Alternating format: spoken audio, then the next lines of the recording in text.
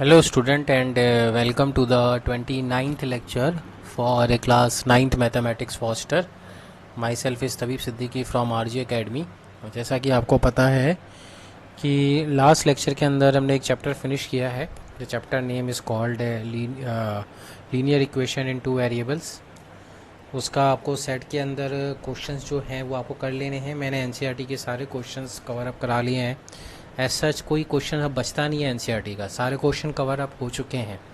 ठीक है, फिर भी अगर आपको सेट में या आर डी शर्मा में या और किसी बुक के क्वेश्चन में दिक्कत आ रही है किस चैप्टर से, लीनियर इक्वेशन के चैप्टर से, तो please notify me about that. Okay, we will try to solve it in the Zoom session, और if possible we can make a live classes also for all the student. अगर कुछ ज़्यादा doubts होंगे तो हम ज़्यादा क्लासेस भी ले सकते हैं जूम सेशन पे भी, लेकिन आपके डाउट्स होने चाहिए. लेकिन डाउट्स अगर नहीं होंगे तो कोई फ़ायदा नहीं होता लाइव क्लासेस का.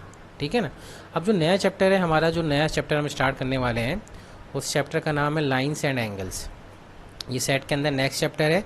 अभी तक हम एल्जेब्रा के अंदर बिजी थे. ठीक है ना. मैथमेटिक्स को अगर आप 3 हिस्से में डिवाइड करोगे तो एक आता है algebra, then geometry, and then आपका आता है स्टैटिस्टिक्स. तो जो ज्योमेट्री है उसी का एक पार्ट है ये. ज्योमेट्री का इंट्रोडक्शन आप कह सकते हो लाइन्स एंड एंगल्स है. बहुत इजी चैप्टर है, one of the easiest chapter in the class 9 mathematics. Geometry के पॉइंट ऑफ व्यू देखोगे तब भी इजी है, और एज ए होल देखोगे, किसी मैथमेटिक्स के अंदर पूरे होल देखोगे तब भी इजी चैप्टर है, क्योंकि इसमें ज़्यादा थ्योरी नहीं है, ज़्यादा उसमें कुछ समझने का कुछ इतना ज़्यादा कंसेप्चुअल पॉइंट्स नहीं है.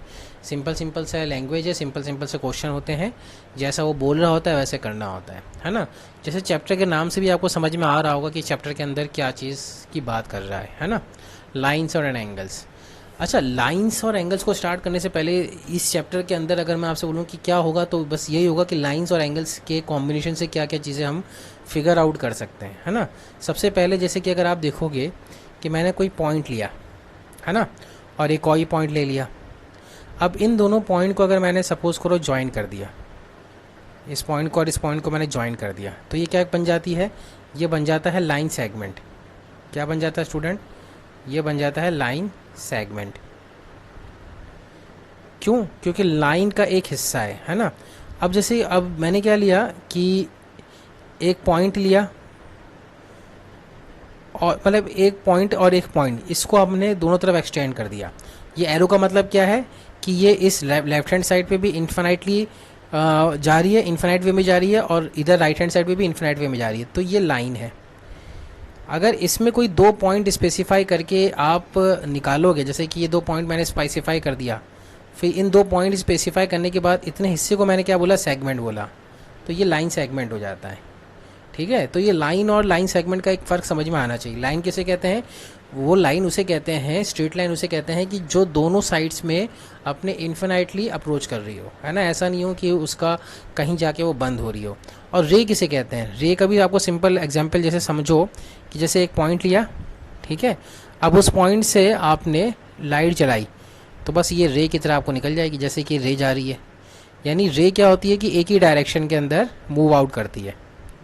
ठीक है, not in the both direction. अगर मैं इसको बोलूँगा कि इस पॉइंट के इधर कोई लाइन है क्या, नहीं, कुछ नहीं है, इस पॉइंट के इधर इधर ही है. तो लाइन सेगमेंट, लाइन, रे क्या होता है ना. तो आप ये समझ सकते हो कि रे सबसे पहली चीज़ होती है. अगर उस पॉइंट से, यानी जिस पॉइंट से मैंने रे निकाली है, उसी पॉइंट से अगर मैं right hand side just opposite segment में भी एक रे निकाल दूं, तो वो क्या बन जाएगी, वो लाइन बन जाएगी. और उस लाइन से कोई 2 पॉइंट कंसंट्रेट करके मैं एक लाइन सेगमेंट निकाल दूँ, तो वो लाइन सेगमेंट बन जाएगा. तो ये बेसिक चीज़ें हैं जो बहुत पहले हमने पढ़ा हुआ था, एक बार हमने इसको रिकैप किया है जस्ट, है ना. तो इसी तरह की कुछ टर्मिनोलॉजी हैं, कुछ बेसिक कंसेप्ट्स हैं जो चैप्टर शुरू करने से पहले हमें मालूम होना चाहिए कि क्या क्या चीज़ें होती हैं. तो वो मैं आज आपको पढ़ाऊँगा. होपफुली देखते हैं कि क्या क्या चीज़ें हैं. तो सबसे पहले बेसिक टर्म्स एंड डेफिनेशंस को आपको याद रखना पड़ेगा. क्या चीज़ होती है पॉइंट. सबसे पहले पॉइंट किसे डिफाइन करते हैं, तो point is that which has no component, it is represented by dot. ये तो बिल्कुल सिंपल है कि आप एक 2D, जो आपके पास 2D प्लेन है, XY प्लेन है, उसके अंदर आप एक डॉट मानोगे, उसका कोई कंपोनेंट नहीं है, ना x कंपोनेंट है ना y कंपोनेंट है, उसका कोई डायरेक्शन नहीं है, बस एक कोऑर्डिनेट को रिप्रेजेंट कर रहा है ये, है ना. आप कोऑर्डिनेट को कह सकते हो कि एक कोऑर्डिनेट x और y कोऑर्डिनेट को रिप्रेजेंट कर रहा है. ठीक है. तो ये पॉइंट कहलाता है. और लाइन क्या है कि when we join 2 distinct point. इसी तरह अगर आप 2 पॉइंट को आप ज्वाइन करो, ठीक है ना, तो इससे एक लाइन सेगमेंट वजूद में आएगा, है ना, एक लाइन सेगमेंट डिस्कवर होगा अगर आप इसको एक्सटेंड कर दो इन्फिनाइटली दोनों तरफ, ठीक है ना। It can be extended infinitely, it has no end point, तो वो लाइन हो जाती है। तो यहाँ पे देखो मैंने क्लियरली बता रखा है कि ये लाइन जो है ना, it has no end points, line के कोई भी एंड पॉइंट्स नहीं होते हैं, it has no end points. और जबकि लाइन सेगमेंट के it has two end points, it has two end points, points अभी हम पढ़ चुके हैं। और रे के it has one end point या इट हैज़ स्टार्टिंग पॉइंट, ठीक है। आप इसको ऐसे समझ सकते हो कि एंड पॉइंट तो नहीं बोलेंगे, it has a starting point, एक पॉइंट होगा लेकिन वो क्या होगा, वो स्टार्ट कर रहा होगा। तो ये बेसिकली आपका लाइन सेगमेंट और इसका फ़र्क होता है। रे क्या होता है, it is a part of line which has two end points, ठीक है।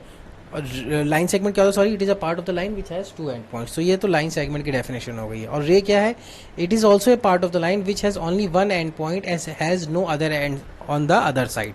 तो इसका मतलब क्या है कि ये रे का ही पार्ट होता है, लेकिन एक तरफ तो इसका इन्फिनाइटली वे में एक्सटेंड हो रही होती है और एक तरफ इसका स्टार्टिंग पॉइंट होता है या एंड पॉइंट भी कह सकते हो। इस तरह से आपने रे, लाइन सेगमेंट और लाइन को डिफाइन किया है।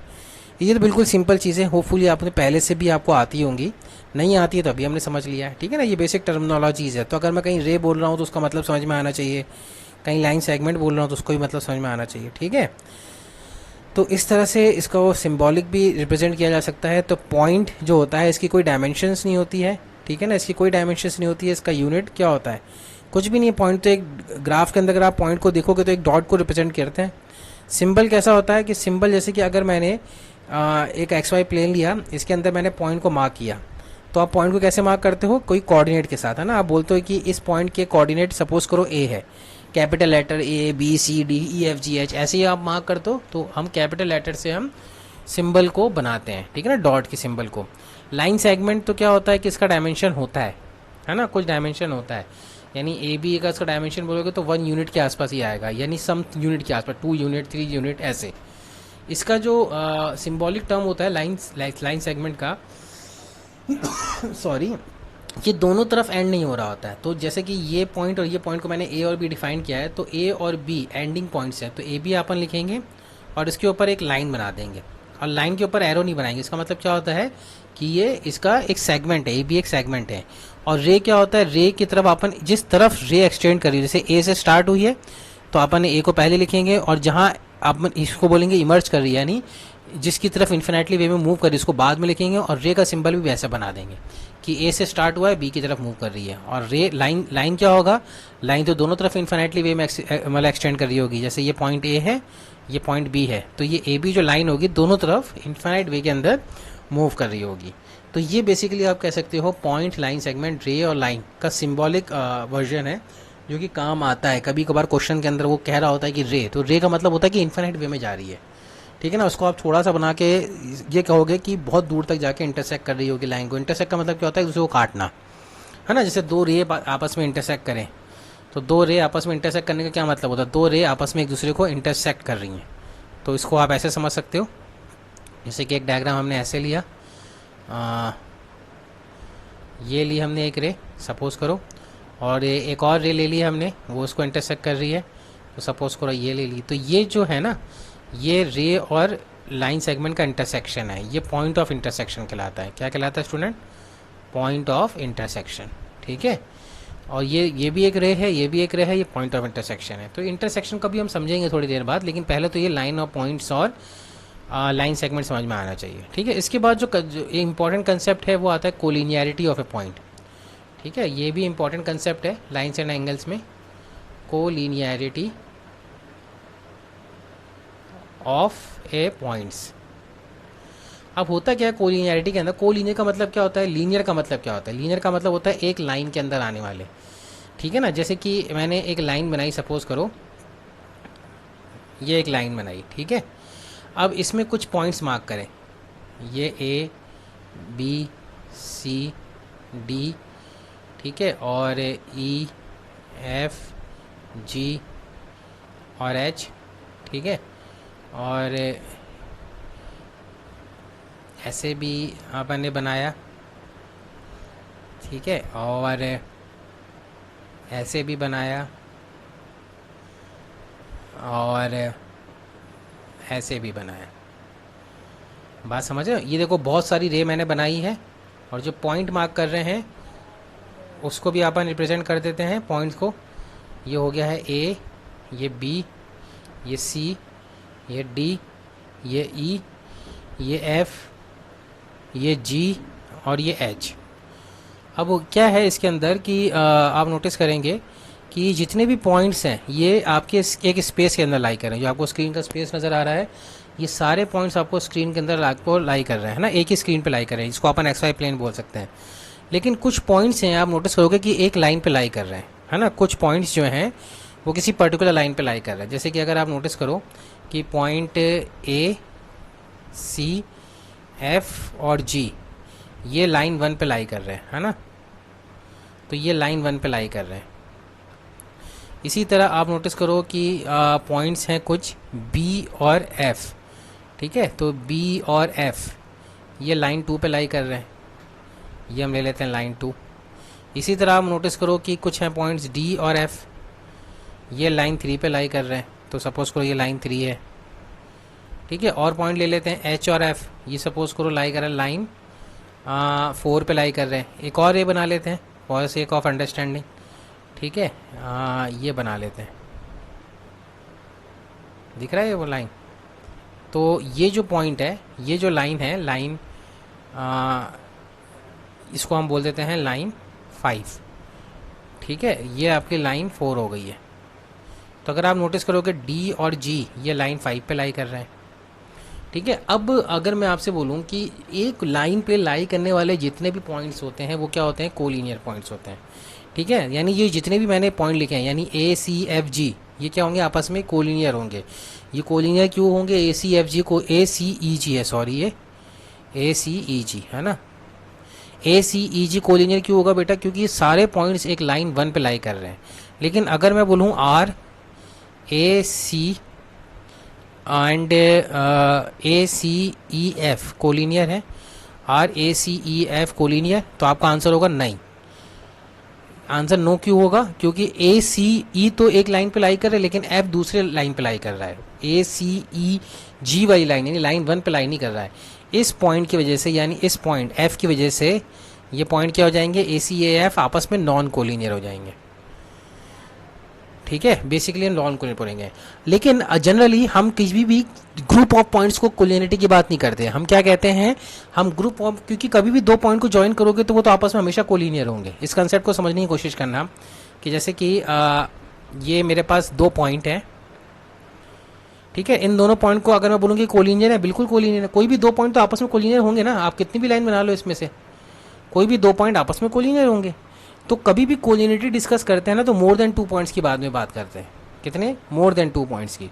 जैसे कि एक पॉइंट ये ले लिया और एक पॉइंट यहाँ पे ले लिया और एक पॉइंट यहाँ पे ले लिया।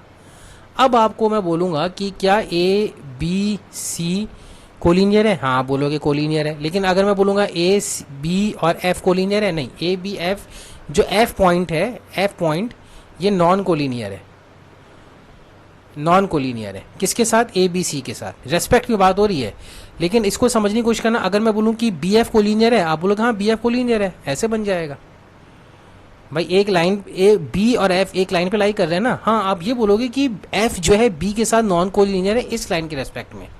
तो कभी भी अपन 2 पॉइंट्स के बारे में डिस्कस करते हैं ना कि ये पॉइंट्स कोलिनियर हैं या नहीं है, तो किसी ना किसी रेस्पेक्टिव लाइन के बेस में अपन बोल सकते हैं। बहुत इंपॉर्टेंट बात बोल रहा हूँ, बात समझने की कोशिश करिएगा कि हम कोलिनियरिटी या नॉन कोलिनियरिटी किस पॉइंट पे डिस्कस करते हैं, हम रेस्पेक्टिवली लाइन के ऊपर डिस्कस करते हैं।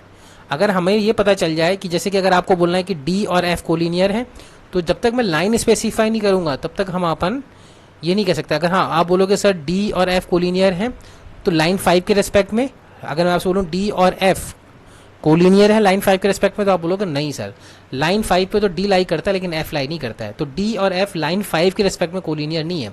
हाँ डी और एफ लाइन 3 के रेस्पेक्ट में कोलिनियर है। अगर मैं आपसे बोलूँ ई और जी कोलिनियर है, ई और जी कोलिनियर पॉइंट्स हैं लाइन 1 के रेस्पेक्ट में, आप बोलोगे हाँ बिल्कुल सर है। अगर मैं आपसे बोलूँगा बी और एफ जो है, बी और एफ लाइन बी और एफ लाइन 4 के रेस्पेक्ट में कोलिनियर है क्या, ये आपको दिख रहा है बी और ये दिख रहा है आपको एफ, ये लाइन 4 पे लाई कर रहे हैं क्या दोनों, नहीं। तो ये लाइन 4 के रेस्पेक्ट में नॉन कोलिनियर हो गया, लेकिन लाइन 2 के रेस्पेक्ट में कोलिनियर पॉइंट्स है। तो बेसिकली कोलिनियरिटी का मतलब क्या होता है, अगर आपको एकदम लेमन लैंग्वेज में एकदम से कहते हैं कि बिल्कुल अनपढ़ भाषा में समझाऊं, तो कोलिनियर का मतलब होता है कि एक लाइन पे लाई करने वाले सारे पॉइंट्स कोलिनियर होते हैं, उस लाइन से ज़रा से भी हटेंगे कोई पॉइंट तो वो नॉन कोलिनियर हो जाते हैं। ठीक है, तो ये कंसेप्ट है कोलिनियरिटी और नॉन कोलिनियरिटी का, बहुत इंपॉर्टेंट कंसेप्ट है। तो ये देखो ए बी सी कोलिनियर है, ये D E F non collinear है, क्योंकि ये एक लाइन पे कभी लाई नहीं करेगा। अब या तो डी और ई को ज्वाइन करोगे तो एफ बाहर हो जाएगा, ठीक है ना। और अगर आप ई और एफ को ज्वाइन करोगे, जैसे कि अगर मैंने ई और एफ को ज्वाइन किया तो डी बाहर हो जाएगा, है ना। और अगर आप डी और एफ को ज्वाइन करोगे तो आपका ई बाहर हो जाएगा, है ना। ई और एफ को ज्वाइन करोगे तो डी बाहर हो जाएगा, डी और एफ को ज्वाइन करोगे तो आपका ई बाहर हो जाएगा। तो ये D E F non collinear points है, बिल्कुल नॉन कोलिनियर पॉइंट्स है। ठीक है, ये कोलिनियरिटी समझ में आ रही है। तो इस तरह से अपन कोलिनियरिटी और नॉन कोलिनियरिटी को भी डिस्कस करते हैं स्टूडेंट। उसके बाद जो इम्पॉर्टेंट कंसिडरेशन आता है वो एंगल्स का आता है। तो लाइंस के बारे में तो सारी चीज़ें क्लियर हो गई होंगी कि लाइन किसे कहते हैं, पॉइंट किसे कहते हैं, रे किसे कहते हैं, लाइंस क्या मतलब होता है, लाइंस के अंदर कोलिनियरिटी नॉन कोलिनियरिटी का क्या फ़र्क होता है। ये सारी चीज़ें क्लियर होने के बाद जो नेक्स्ट कंसेप्ट है अपना वो है एंगल्स का। अब ये इम्पॉर्टेंट है, क्योंकि अगर आप नोटिस करो कि मैंने एक रे ले ली, सपोज करो, है ना। अब ये जो पॉइंट ऑफ ओरिजिन है इसका, इस रे का, इससे एक दूसरी रे बनाई, है ना। सपोज करो मैंने एक रे ऐसे बनाई, ठीक है। ये दो लाइन है ना। अब ये दो लाइन है, एक ये लाइन 1 है और ये लाइन 2 है। अब इसकी नंबरिंग भी करनी इंपॉर्टेंट हो जाती है। तो लाइन 1 लाइन 2 ना बोल के हम क्या करेंगे, इसको थोड़ा सा बोलेंगे इन ज्योमेट्रिकल टर्म्स। कैसे बोलेंगे, हम बोल देंगे कि एक पॉइंट ऑफ ओरिजिन है ओ, ठीक है, उधर से एक रे निकली है ए की तरफ और ओ से एक रे निकली है बी पॉइंट की तरफ, बी डायरेक्शन की तरफ। तो देखो ये दो रे हैं ओ ए और ओ बी, ये जिस पॉइंट पे इंटरसेक्ट करती है ना वहाँ पे एक एंगल बनाती है। एंगल का मतलब क्या होता है, घुमाव। घुमाव हिंदी के अंदर क्या बोलते हैं कि जहाँ पे थोड़ा सा मोड़ आता है, टर्निंग पॉइंट आता है, वहाँ पे एक एंगल बनता है ना। तो जिस पॉइंट की तरफ से, जिस पॉइंट ऑफ ओरिजिन से दो लाइन निकल ली है या दो रे निकल ली है, उनके बीच का एक एंगल होता है, इसको अपन बोलते हैं एंगल। ये क्या कहलाता है, एंगल। ठीक है, इसको आप एंगल बोलोगे। तो आप बोलोगे सर ऐसे तो बहुत सारे एंगल बन सकते हैं किसी भी दो रे के बीच में, बिल्कुल बन सकते हैं। एक रे आप ऐसे ले लो, अब इसी पॉइंट से, इसी पॉइंट ऑफ ओरिजिन से दूसरी रे बना लो, ऐसे बना लो, तो भी एक एंगल बन गया। दिख रहा है एक एंगल, कौन सा एंगल बन रहा है, यहाँ पे ये एंगल बन रहा है, लाइक दिस, ये एंगल बन रहा है। एक आपने रे ले ली ए, इस पॉइंट ऑफ ओरिजिन को ए बोला, इसको बोला पी और इसको बोला क्यू। तो ए पी एक रे है और ए क्यू दूसरी रे है। तो इस पॉइंट ऑफ ओरिजिन पे, इस point of origin of the रे पे क्या बन रहा है, एक एंगल बन रहा है। ठीक है, तो इसको अपन एंगल डिफाइन करें, इसको अपन ऐसे एंगल बोला जाता है। तो एंगल क्या होता है कि when two rays begin from the same end point then they form an angles and the two rays are the arms of the angle and the end point is called the vertex। तो अब इस रे के अंदर जो चीज़ें define करने वाली हैं वो क्या है, इस ओ ए, एक सेकेंड मैं इसको लिख लेता हूँ,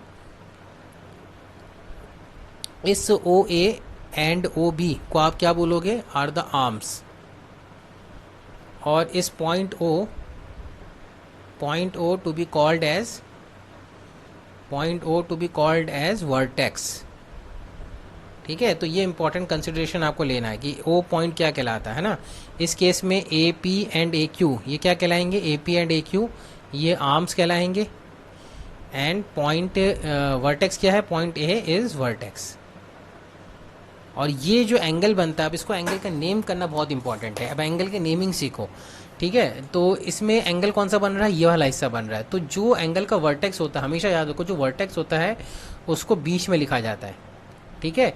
और जो आर्म्स के जो एंड पॉइंट्स होते हैं उसको कहीं भी लिख सकते हो। यानी अगर मैं इस एंगल का नाम बोलूँ तो इसको आप एंगल ए ओ बी भी बोल सकते हो और बी ओ ए भी बोल सकते हो, ठीक है, एक ही बात है। यानी अगर मैं यहाँ से स्टार्ट करूँगा तो वर्टेक्स पे पहले पहुँचूंगा और फिर जहाँ पे ये दूसरी रे की तरफ जा रहा है वहाँ पे पहुँचूंगा। यानी इस एंगल का नाम मैं बोलूँगा एंगल ए ओ बी या एंगल बी ओ ए, दोनों एक ही बात है। और फिर एंगल का सिंबल भी लगा देंगे साथ साथ, ये एंगल का सिंबल होता है। ये क्या उनसे सिंबल होता है, एंगल का सिंबल। तो ये दोनों एक ही है, बिल्कुल एक ही है ना। अब एंगल क्या होता है, डिग्री के अंदर होता है, ये तो आपको पता ही होगा। यानी इसका कुछ 15 डिग्री, 30 डिग्री, 60 डिग्री, सपोज करो ये 20 डिग्री है, सपोज करो। तो एंगल ए ओ बी और बी ओ की वैल्यू कितनी आएगी, 20 डिग्री। बात समझ रहे हैं। तो एंगल का नेमिंग बहुत इंपॉर्टेंट है और प्लीज़ प्लीज़ प्लीज़ एंगल को ऐसे ही नेम करना। अगर कोई स्टूडेंट इसको मान लो ऐसे लिखता है कि सर मैं इसको एंगल ओ बोल दूँ, तो ये रॉन्ग हो जाएगा। एंगल ओ नहीं है ये, एंगल ओ तो कुछ है ही नहीं, कोई एंगल ही नहीं होता है। एंगल ओ तो एक पॉइंट है, उससे आप एंगल कैसे बता सकते हो? समझ रहे हो आप? अगर कोई स्टूडेंट बोलता है सर इसको मैं नेमिंग कर दूं क्या, इसको मैं बोल देता हूँ 1, तो मैं इसको बोल देता हूँ एंगल 1। ये करेक्ट तो है एक्सप्रेशन एंगल 1, लेकिन हम इसको भी फिलहाल यूज़ नहीं करेंगे, है ना। हम इसको पूरा पूरा नाम लिखेंगे। ये क्या बोलते हैं, इसको शॉर्ट फॉर्म बोलते हैं। ठीक है, शॉर्ट फॉर्म का मतलब क्या हो गया कि आपने इस एंगल को बोल दिया कि इसका नंबर 1 है, यानी 1 2 3 ऐसे। एंगल की वैल्यू नहीं, इस एंगल का नाम आपने बोल दिया 1, तो एंगल 1 को आप रिप्रेजेंट कर, ठीक है ना, फिगर में बना के दिखा दिया। कोई स्टूडेंट इसको एक्स भी लिख सकता है, कोई वाई लिख सकता है, कोई 1 लिख सकता है, यानी इस एंगल का एक वेरिएबल नेम दे दिया है। बात समझ में आ रही है आपको? इसी तरह जैसे कि इसके अंदर आप नोटिस करें कि इसके अंदर इस एंगल का नाम क्या होगा। इस एंगल को आप ओ क्यू ए पी भी बोल सकते हैं। हमेशा याद रखो वर्टेक्स को बीच में लिखा जाता है, या पी ए क्यू भी बोल सकते हैं, दोनों ही इक्वल है। ठीक है ना, ये दोनों के नाम इक्वल है। तो ये इसका वर्टेक्स का जो नंबर होता है वो बीच में लिखा जा सकता है। जैसे कि अगर मैं आपको एग्जांपल देता हूँ, उसमें सारे एंगल के नाम हमें बताने हैं, ठीक है ना। तो सॉरी,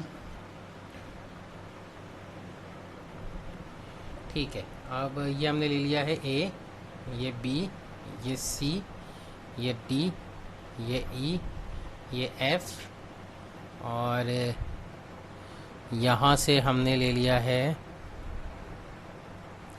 और एक रे ऐसे ले लिए।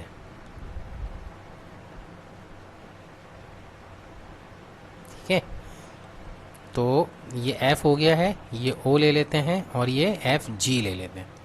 ठीक है, तो अब हम नेमिंग शुरू करते हैं। तो इस एंगल को क्या बोलेंगे, इस एंगल को बोलेंगे एंगल ए ओ बी। ठीक है, और एंगल बी ओ ए, वर्टेक्स क्या आ रहा है, ओ आ रहा है। ठीक है, इस एंगल को आप क्या बोलोगे, वर्टेक्स तो ओ है तो ओ बीच में आता है, तो एंगल बी ओ जी बोलोगे, या एंगल जी ओ बी बोलोगे। ठीक है, इस एंगल को आप क्या बोलोगे, जी एच ले लेते हैं ना, ये लास्ट में ले लेते हैं पॉइंट एच। ठीक है, तो ये हो जाएगा जी ओ एच या एंगल एच ओ जी, एक ही बात है। ठीक है ना, कहीं से भी बोल सकते हो। इस एंगल को आप बोलोगे एच ओ डी या डी ओ एच। ठीक है, इस एंगल को आप बोलोगे एंगल डी ओ ई या एंगल ई ओ डी। इस एंगल को आप बोलोगे एंगल ई ओ एफ या एंगल एफ ओ ई।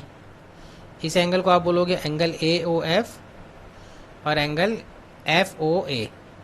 ठीक है, और फाइनली आपका एक एंगल ये बचता है, तो इस एंगल को आप क्या बोलोगे, इस पर्टिकुलर एंगल को, यहाँ पे वर्टेक्स क्या है, वर्टेक्स जी है ना, तो ओ जी एच भी बोल सकते हो, ओ जी एच भी बोल सकते हो, और एच जी ओ भी बोल सकते हो। ठीक है, एच जी ओ भी बोल सकते हो। इसी तरह इस एंगल को आप क्या बोलोगे, इस एंगल को आप बोलोगे एच वर्टेक्स है, तो एच वर्टेक्स बीच में आएगा, जी से स्टार्ट करोगे तो जी एच ओ जा रहा है, तो जी एच ओ बोल सकते हो। ठीक है, और या फिर ओ एच जी भी बोल सकते हो, है ना, या फिर ओ एच जी भी बोल सकते हो, दोनों तरीके से बोल सकते हैं। इसी तरह अगर मैं आपसे बोलूँ कि इस एंगल का क्या नाम होगा, ये वाला पर्टिकुलर एंगल, ठीक है ना, ये वाला पर्टिकुलर एंगल का नाम क्या होगा, तो ये एच वर्टेक्स इसका क्या जी है अगेन, तो एच जी सी भी बोल सकते हो, और आप इसको सी जी एच भी बोल सकते हो, सी जी एच भी बोल सकते हो। बात समझ रहे हो? देखो यहाँ पे भी वर्टेक्स जी आ रहा है, यहाँ भी वर्टेक्स जी आ रहा है, यहाँ भी वर्टेक्स जी आ रहा है, यहाँ भी वर्टेक्स जी आ रहा है। तो ज़रूरी नहीं है कि वर्टेक्स अगर सेम है तो एंगल सेम होगा, इसीलिए अपन एंगल जी नहीं बोलते किसी को। तो सबसे पहले अपने को आर्म्स के बारे में भी आइडिया होना चाहिए। अगर मैं बोल रहा हूँ ओ जी एच, तो ओ को ढूंढो, एच को ढूंढो और जी को बीच में लेके आओ, तो ये एंगल की बात हो रही है। ठीक है ना, देखो इन सारे एंगल में वर्टेक्स ओ ही है, लेकिन सब एंगल डिफरेंट डिफरेंट रिप्रेजेंट कर रहे हैं। अगर मैंने आपको बोला कि student identify the angle E O D, तो आपने ई ओ डी कैसे आइडेंटिफाई करना है, वर्टेक्स ई ढूंढना है, वर्टेक्स डी ढूंढना है, सॉरी पॉइंट ई ढूंढना है, पॉइंट डी ढूंढना है, और उसके बीच में जाके ओ को आइडेंटिफाई करना है। तो वर्टेक्स ये पॉइंट बनेगा, तो ये एंगल ई ओ डी आ जाएगा, ये एंगल डी ओ ई आ जाएगा। ठीक है, तो एंगल का नेमिंग बहुत इंपॉर्टेंट है, एंगल का नेमिंग बहुत ज़्यादा इंपॉर्टेंट है। अगर आपको एंगल नेमिंग नहीं आता है तो आपके लिए बहुत मुश्किल हो जाएगी। तो जैसे कि कुछ मैं एग्जांपल्स देता हूँ, उसके अंदर आप एंगल का नेमिंग करके ये होमवर्क की तरह आप समझ सकते हैं। ठीक है ना, इसको आप होमवर्क की तरह भी समझ सकते हैं कि इसका आप होमवर्क इसकी नेमिंग डिसाइड करें। ठीक है, और एक रे और ले लेते हैं।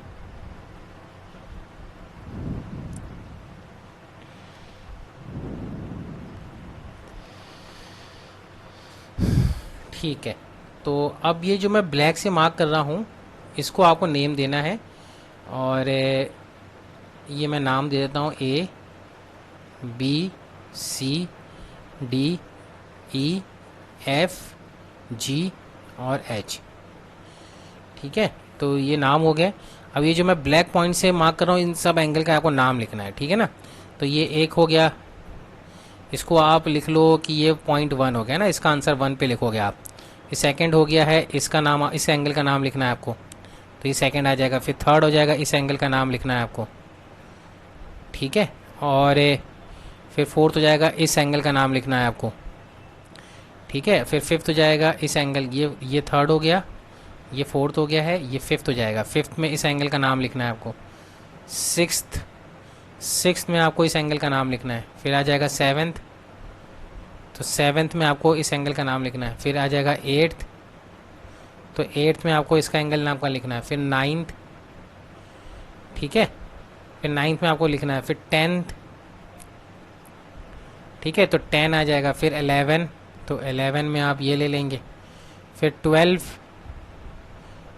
में ये ले लेंगे, ठीक है, ये 12 होगा। और फिर 13, फाइनली 13। तो 13 एंगल्स के आपको नाम लिखने हैं, ठीक है। आप इसको अपना होमवर्क भी समझ सकते हो। और ये आप मुझे व्हाट्सअप मैसेज पे ग्रुप के अंदर आज ही मुझे सेंड करोगे, ठीक है ना। आज लेक्चर एंड होने के बाद इन एंगल के नाम मुझे लिख के भेजोगे। मैं for the sake of explanation एक एंगल का नाम आपको बता देता हूँ, एंगल नंबर 10। जैसे कि आपको एंगल नंबर 10 लिखना है, तो एंगल नंबर जो 10 है इसका आंसर जो हो सकता है 10। तो 10 का वर्टेक्स क्या है, G है, दिख रहा है वर्टेक्स G। तो ये वर्टेक्स तो G आ जाएगा बीच में।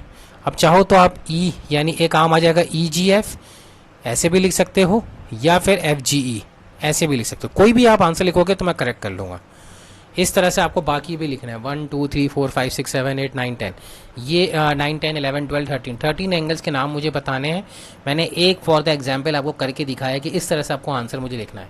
आप चाहो तो कंप्यूटर से, जो भी मोबाइल से, आप इस डायग्राम को पॉज करो, पॉज करके इस डायग्राम को नोट डाउन करो अपनी कॉपी में, ठीक है। सारे नंबरिंग मार्क करो, और फिर जिस तरह की जो मैंने टेबल बनाई है या ऑर्डर लिखा है 1 2 3 4 5 6 7 8 9 10, ये सारा ऑर्डर लिखने के बाद हर एंगल का नाम लिख दो। जैसे 10 के आगे आप क्या लिख दोगे, EGF, ठीक है, ऐसे लिख दोगे, या FGE, ठीक है ना, FGE लिखोगे, EGF, ये सारे लिख के मुझे आप व्हाट्सएप पे ग्रुप पे मैसेज करोगे, जो आपका फॉस्टर का ग्रुप है उसमें सेंड करोगे। हमेशा याद रखो भाई, जब भी हम थ्योरी डिस्कस करते हैं, थ्योरी पढ़ते हैं, तो जो भी 30 मिनट्स का लेक्चर है वो एक्चुअली में कितने मिनट्स का होता है। 30 मिनट्स का लेक्चर एटलीस्ट 1 आवर का होता है। क्यों? क्योंकि आपको जो मैं लिखवा रहा हूँ वो आपको भी लिखना होता है, पॉज करके समझना होता है, नोट्स बनाने होते हैं। धीरे धीरे सारी चीज़ें अपने ही वर्कआउट होती हैं। तो ये सारी चीज़ें आप हमेशा याद रखो कि हमेशा ये काम करना है कि जब भी आप लेक्चर नोट्स बना रहे हो, वीडियो देखते हुए, तो पॉज करते हुए बनाओ। ऐसा नहीं कि बस बैठ के देख लिया, जो सर ने बोला सुन लिया और बस ख़त्म कहानी। कुछ भी ज्ञान हासिल नहीं होगा, सब यूज़लेस हो जाएगा, सब वेस्ट हो जाएगा, जो भी मैंने आपको पढ़ाया है। जब तक आप नोट्स नहीं बनाते हो, होमवर्क टाइमली नहीं करते हो, ठीक है स्टूडेंट। तो ये आप क्वेश्चन सेंड करें, और अच्छे से एक बार जाके पीछे एक बार रिवाइज़ करें कि मैंने क्या क्या कैसे कैसे लाइन को डिफाइन किया है, वर्टेक्स किसको डिफाइन किया, आर्म किसको डिफाइन किया है, समझ रहे हैं। जैसे कि अगर आप नोटिस करें कि ये AB एक लाइन सेगमेंट है, ठीक है ना, दिख रहा है, ये AB एक लाइन है और ये AG एक लाइन है। तो AB एक आर्म हो गई, AG एक आर्म हो गया। तो इन दोनों आर्म के बीच में जो वर्टेक्स है वो A है, यानी एंगल BAG और एंगल GAB बनेगा एंगल 1 की वैल्यू। इस तरह से आपको सारे लेंगे, मैं सारे नहीं बताऊंगा, वरना मैं धीरे धीरे सारे एक्सप्लेन कर दूंगा। नेक्स्ट क्लास में हम उसको लेंगे, यहीं से अपन आगे बढ़ेंगे। पहले मैं आपको चाहता हूँ कि आप मुझे अपना होमवर्क सेंड करें, ओके, फॉस्टर ग्रुप के अंदर। And we are going to continue from here only in next class. Thank you for listening for today's lecture. Take care, bye.